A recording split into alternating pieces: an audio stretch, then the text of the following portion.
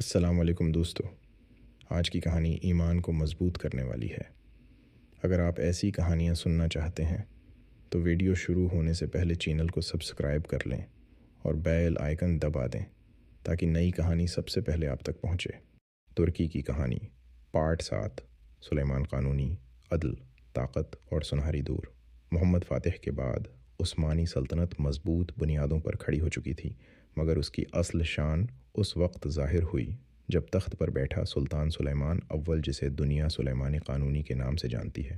سلیمان قانونی صرف فاتح نہیں تھا، وہ قانون کا بادشاہ تھا۔ اس نے ایسا نظام بنایا جس میں امیر اور غریب سب ایک ہی قانون کے تابع تھے۔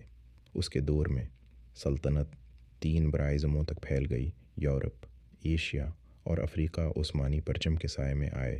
بحری طاقت مضبوط ہوئی، علم، فن اور تعمیرات نے عروج پایا۔ مسجد سلیمانیہ عدل، خوبصورتی اور ایمان کی علامت بن گئی۔